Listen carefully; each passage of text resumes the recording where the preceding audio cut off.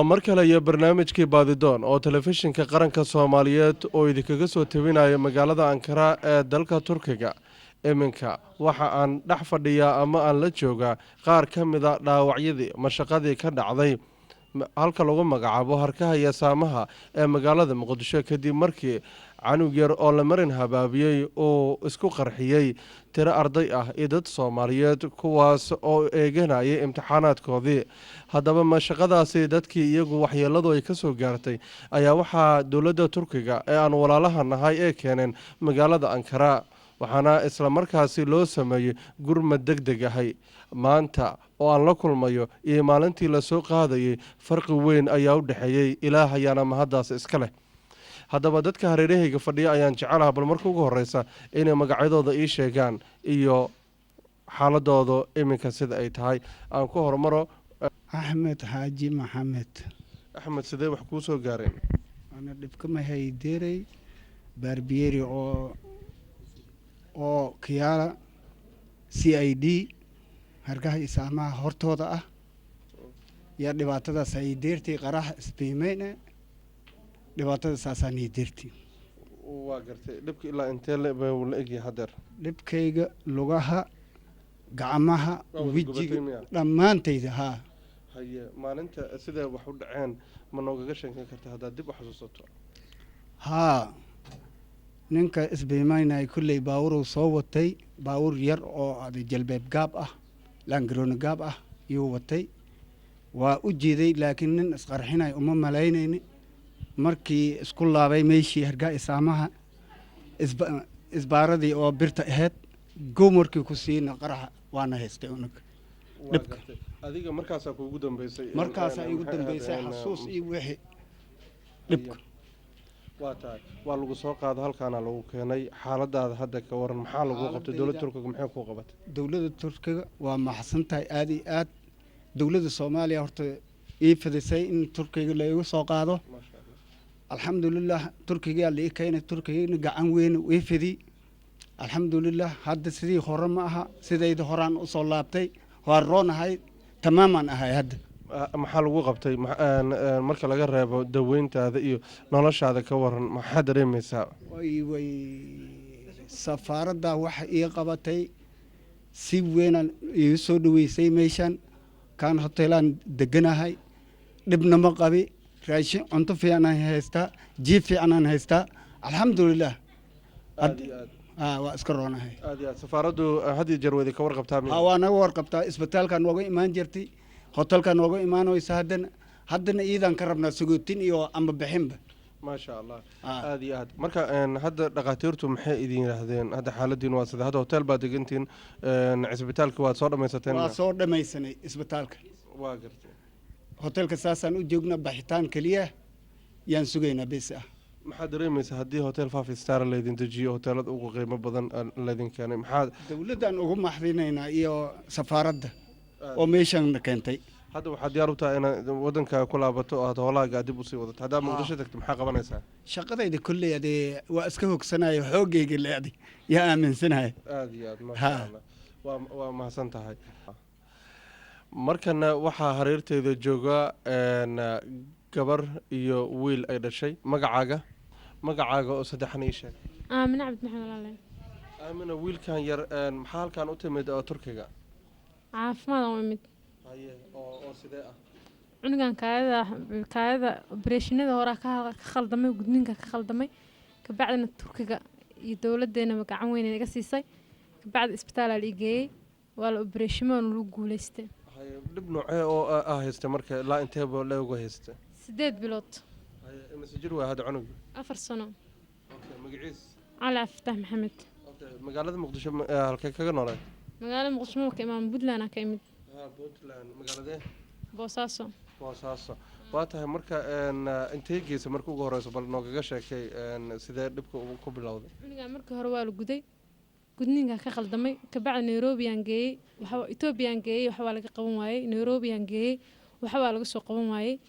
waan boos soomaaliya imid amisom haddana u keenay intay ka qashay waxbay ka qaban weyday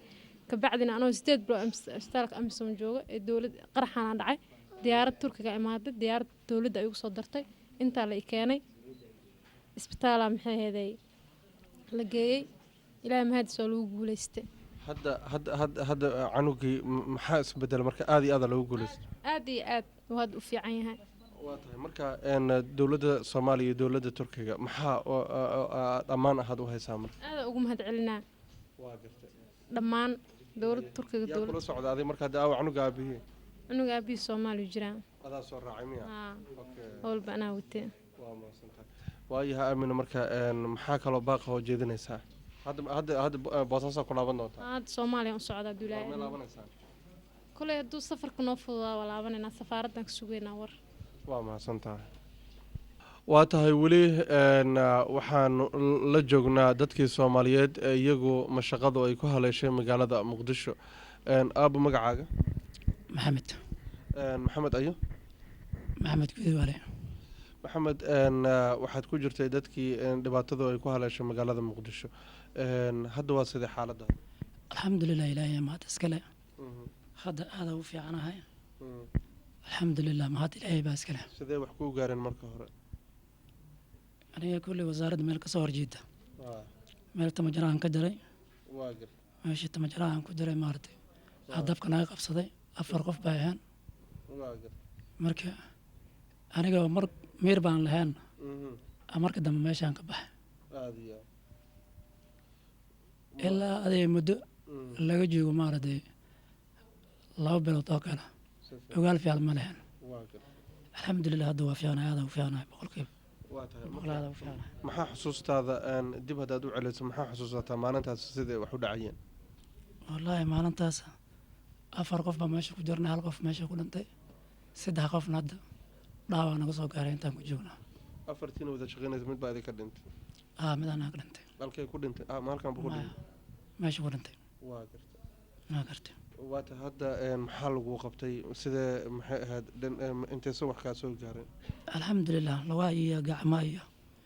iyo madax iyo meelahaas waxay ka soo gaareen laakiin dhib firir ah ama xabad kuma dhicin fariir kuma dhicin gubashada maxaa kalif gubashada qaraxaas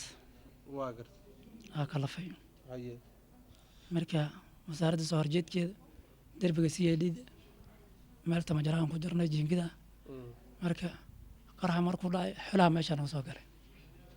jiingida noo soo galay meel u baxdan waa weyn maya haye markaas ogaalku ugu dambeeyay waa gartay waa tahay marka hadda maxaa lagu qabtay marka halkan timid maxaa isbedelay noloshaadii iyo xaaladaadii daaway alxamdulillaah ma hadda ilaahay baa iskale dowladda Turkiga aad baan uga dadaashay alxamdulillaah iyo dowladda Soomaaliya waa gartay dadaalka dowladda Soomaaliya anta ka imaanay alxamdulillaah dowladda Turkiga waa noo dadaashay 90% waa ka mahadsantahay aad hadda Muqdisho aad ku laabanaysaa howlahaagiyana si ilaahay raala kana saas rajeynaa okay safaaradda Soomaaliya ay ku leedahay magaalada Ankara ee dalka Turkiga iyaguna maxay ahayd xaaladiina qaabkee u la socdeen xaaladana kulli 2 jeer bayna imaadaan kulli maalinta isbitaal ku jirnay marka muddo 3 waa hadda marka alxamdulillaah kulli ma ku laabanaysaa Muqdisho insha Allah haduu ilaahay raala kana waayin si laaftaan jaalay waa mahadsantahay maxamed waxaan rajeynayaa in insha Allah caafimaadkaaga hadda uu sii fiicnaan doono insha Allah waa mahadsantahay hadda laakiin wax dhib ma qabtid ma hadda dhib ma qabo waa mahadsantahay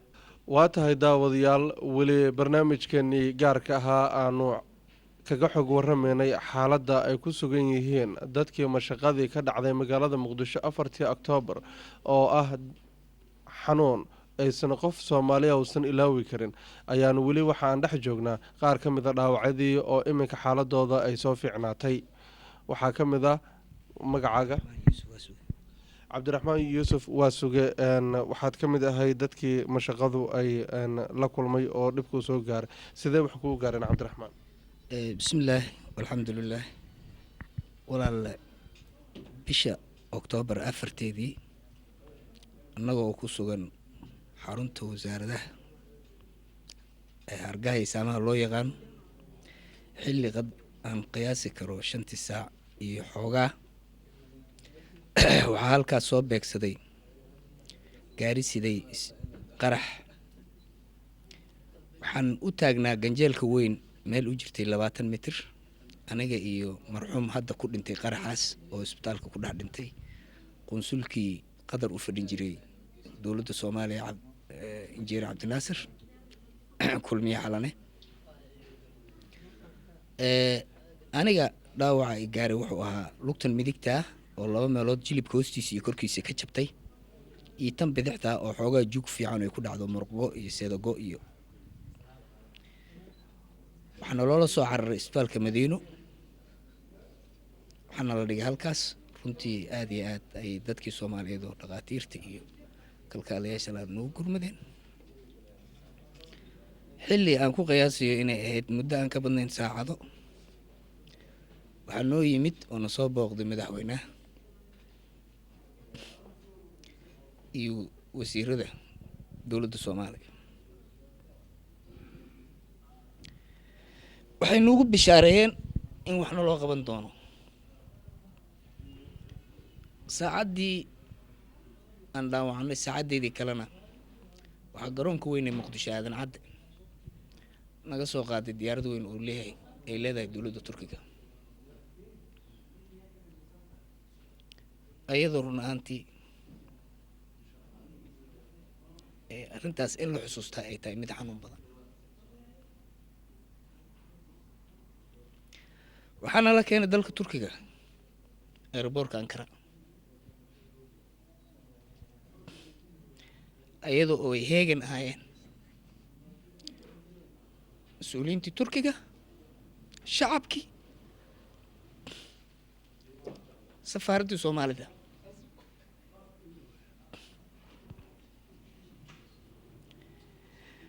intaa kadib waxaana loo qaybiyey isbitaalada magaalada Ankara kuwa ugu waaweyn. waxaan helnay dhaqaatiir, kalkaaliyaal, dawo ayadoo ay goobta mar walba ay kormeerayeen mas-uuliyiinta dowladda Turkiga iyo safaaradda Soomaalida.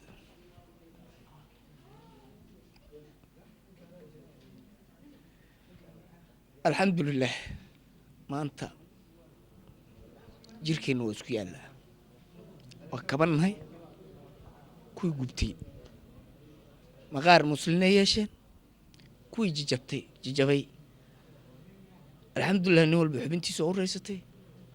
wixii toodu soo gashana waa dhinteen, allah yarxamakum. oo u tacsiyeynayna. waxaan filayaa inay yihiin 4 qof inta halkan ku dhimay 5 qof oo u dambeeyay qunsulkii. allah yarxamakum oo u tacsiyeynayna. intaa marka mahaddeeda waxaa iska leh marka ugu horreeyay Ilaahay, marka xiga dowladda Soomaaliyeed, marka xiga dowladda Turkiga oo run ahaantii aanan iloobi karin marna waxqabadkooda. waxaa intaas dheer oo run ahaantii haddii qof Soomaali uu mahad mudan yahay mudan safaaradda oo habeen iyo maalin dhex taagan isbitaalada.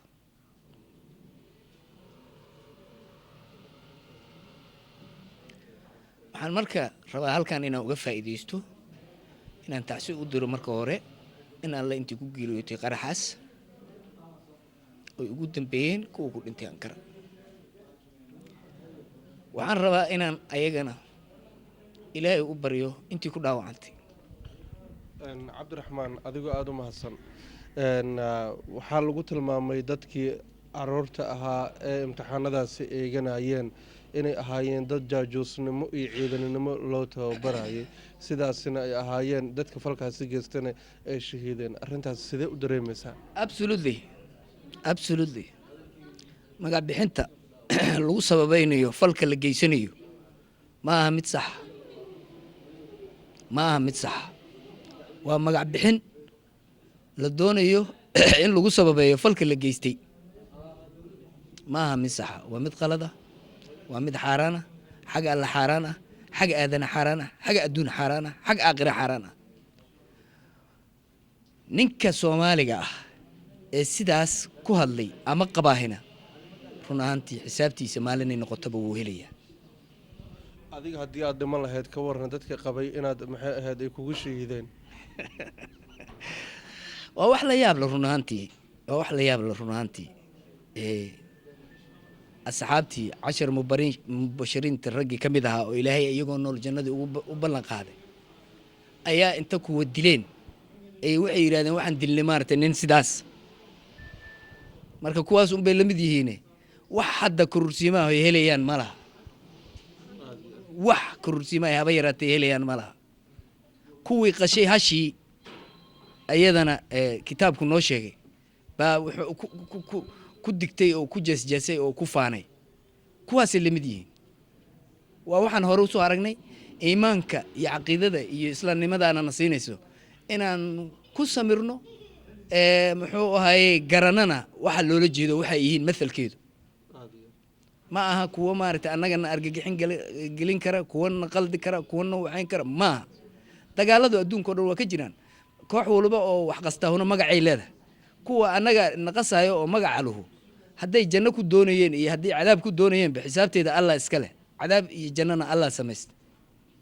ma aha wax baqaar laga soo baxsanayo la sameysanayo musqusho biyaha furanaysa ma aha jannadu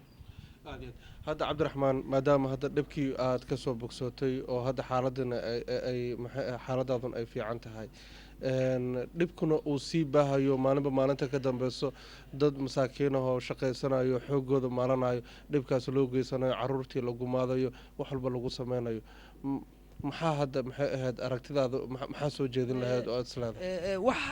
wax yaani in laga hadla mudanba ma waxa socdaa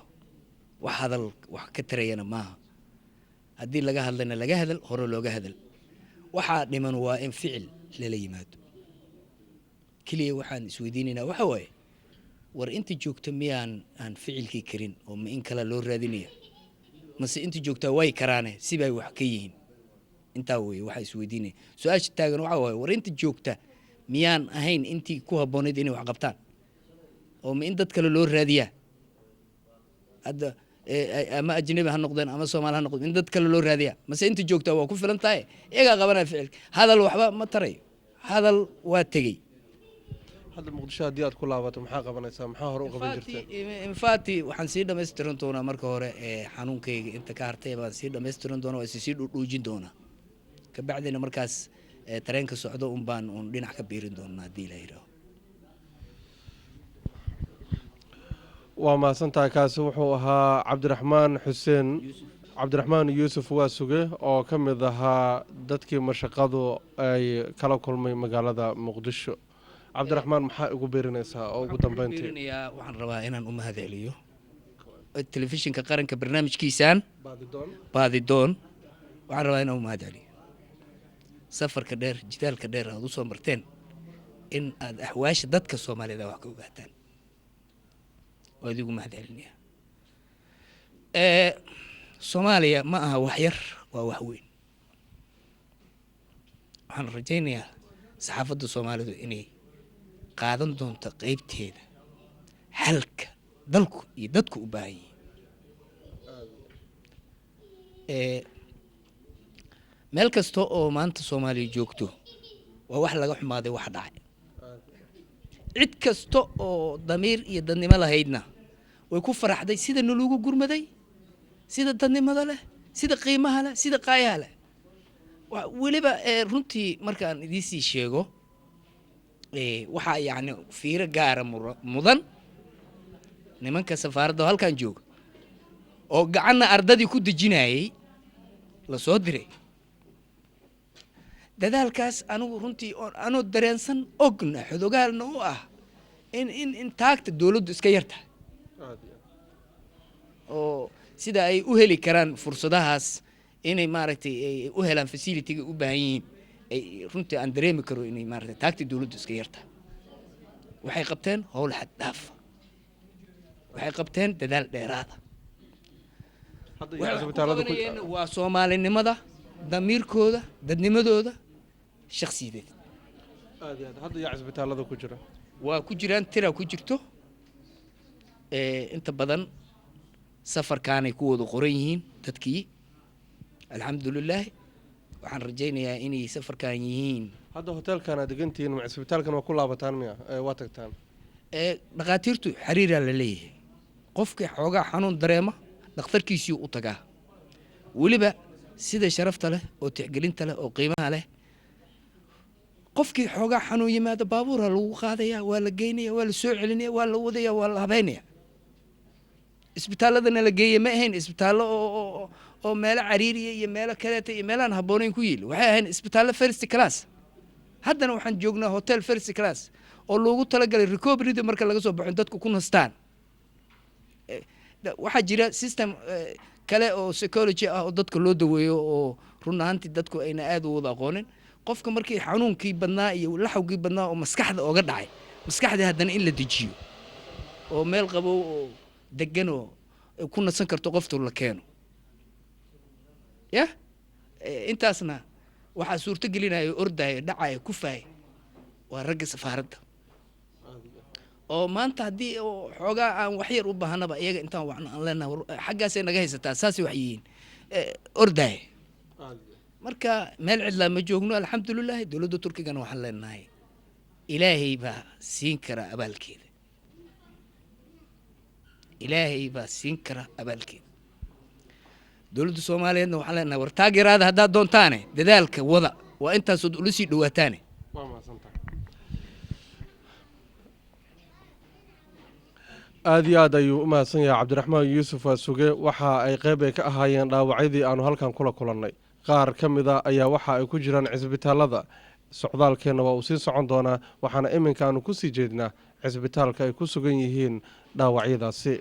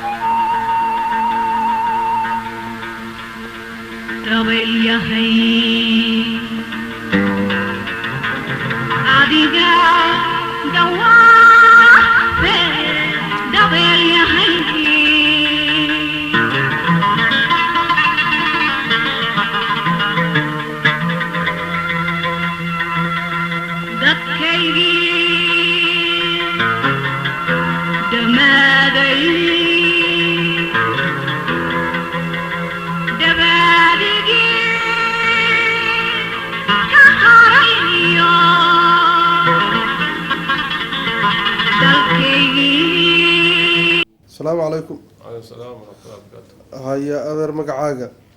شريف آدم محمد وليد هذا. شريف ما شاء وكحنا هيدكو كسوق جاري وحواي وحيد وح عام أو أمد محيد لوذا جارسية مرك هذا محاضرين مسها. والله الحمد لله رب العالمين وحندرين ما يا أنت مدري ميشن أنجوي. وتنصيب بهوا وهي دعية ومد جودها قارهان سوماليا كلها قارهان دتك يعني دبعتها سوق يعني كمل هاي دولة سوماليا ونو قربتها الحمد لله رب العالمين دولة تركيا هذه ما بالشيء كذا يعني قانتي كجيستي داوين تها هاتو حقي ما تجيفها هاتو حقي عنتها هاتو رنتي يعني وين بي دولة تركيا كجيستي أيضا xiriirna ay u sameynaysay yani safaaradda Soomaaliya ay ku leedahay Turkiya waa tahay marka hadda adiga dhibka halkeebu ka gaaray aniga dhibka wuxuu gaaray dhanka midigta ee gooska ayaa daanka iyo wuxuu ka jaban yahay 3 meelood ayuu ka jaban yahay isbitaalkii ugu horeeyay oo la eegay markii aan maxaan khamiis jimca ayaa meesha aan soo galnay qofkii koowada waxaan nahay yani la geeyo maat emergency maat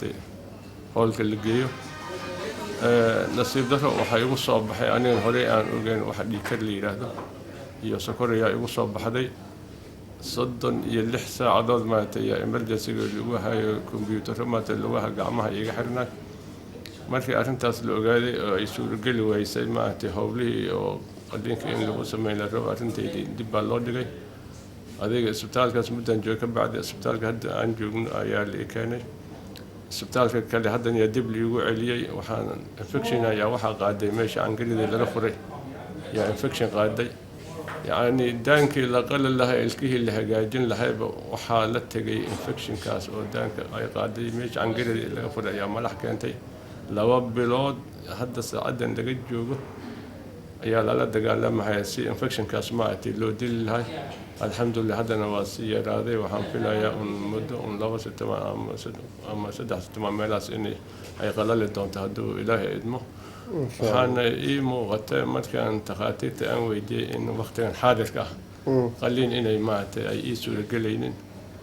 oo un dhihi doono cidaada aad saasaan filaya okay marka hadda marka laga soo tago xanuunkaasi dhibkaas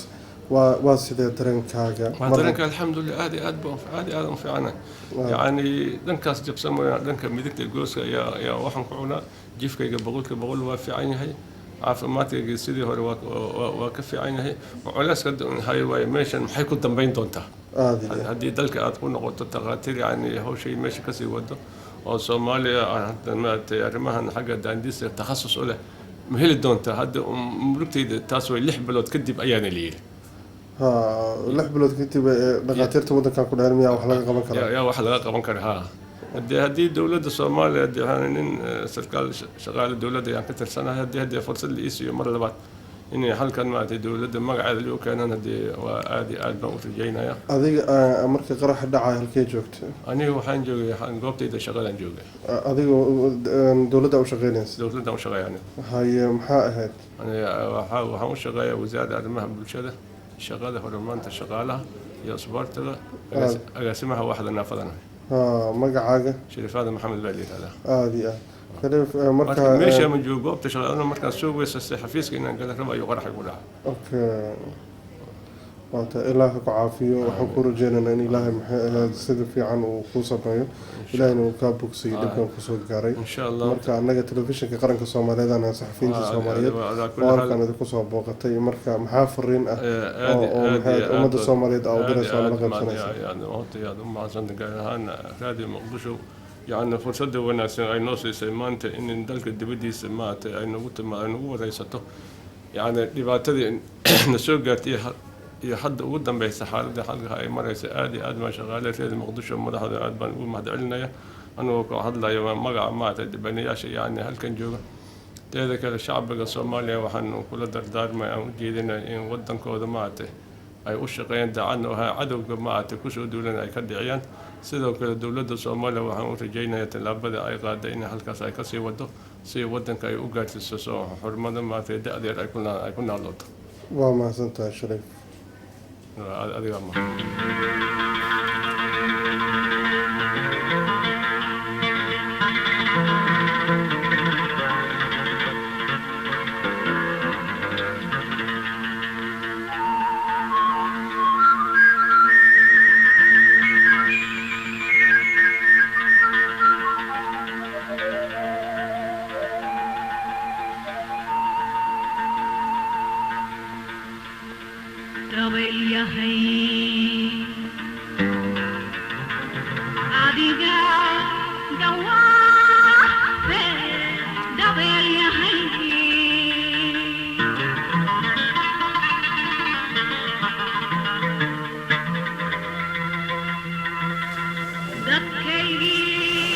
السلام عليكم.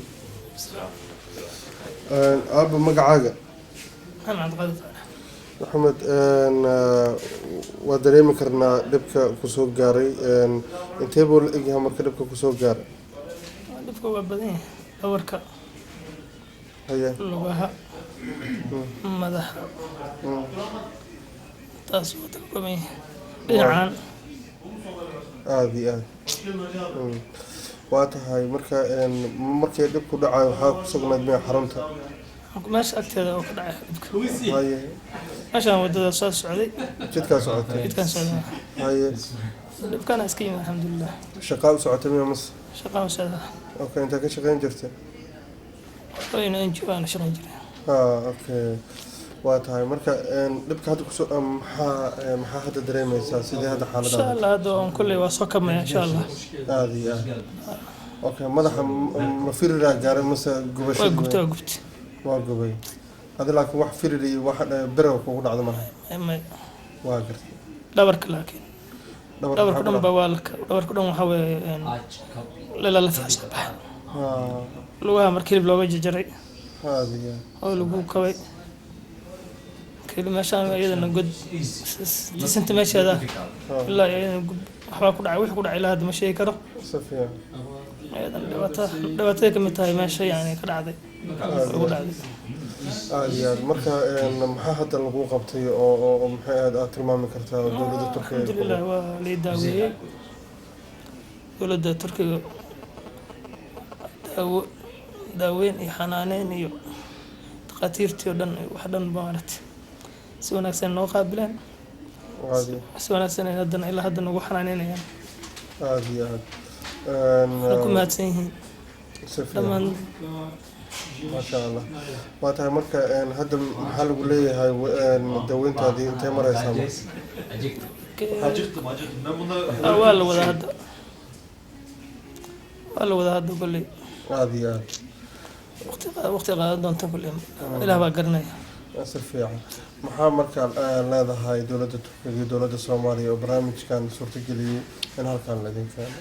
waa ku mahadsan yihiin labadaba waxqabadka turkigana waa ugu mahad celinaynaa annaga macaawinadii iyo degdegii iyo howlihii iyo gurmadkii nagu qabteen noo qabteen aada iyo intaas in ka fiican intaas in ka badan waa ka rajeynaynaa insha allah insha allah xiriirka inuu sii socdo aada iyo aad waa tahay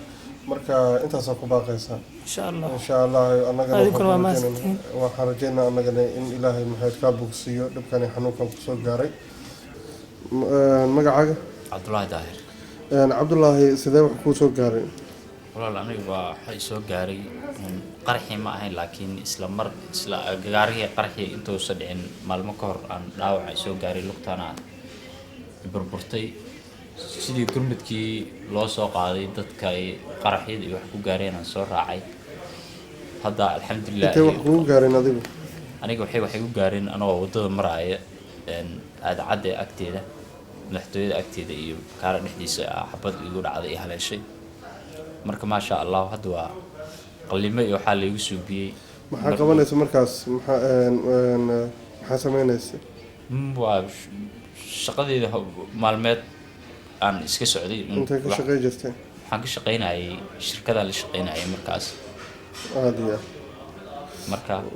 waa tahay marka hadda sidee wax lagugu qabtay hadda maasha allah waa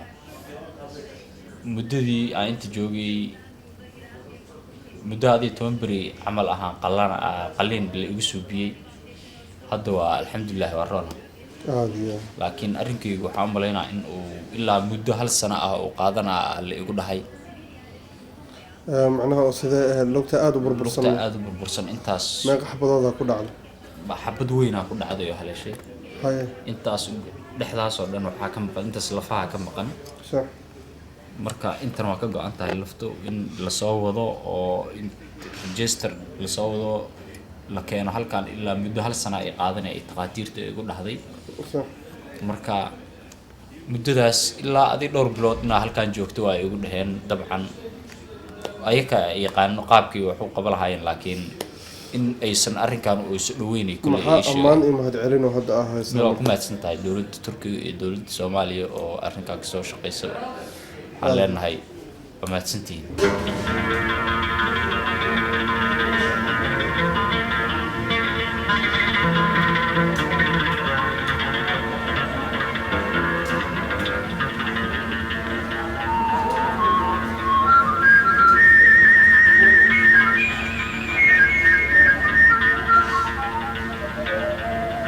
السلام عليكم عليك السلام يوسف يورم ما في عمل magacaagu saddexan يوسف عبد الله yuusuf internet isticmaalo saahadeer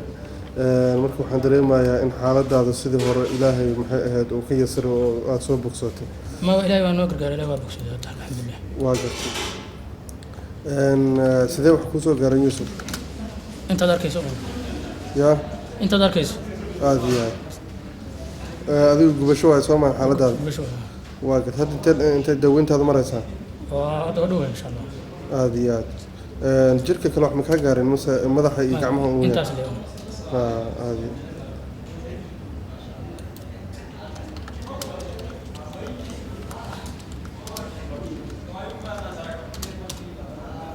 adoor halle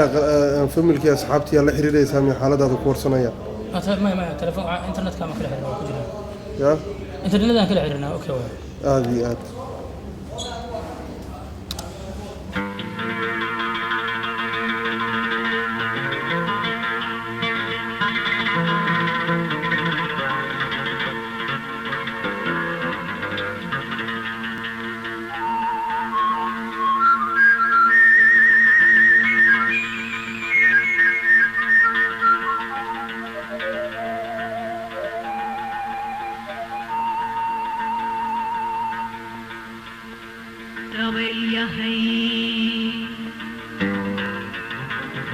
Adiga, dawa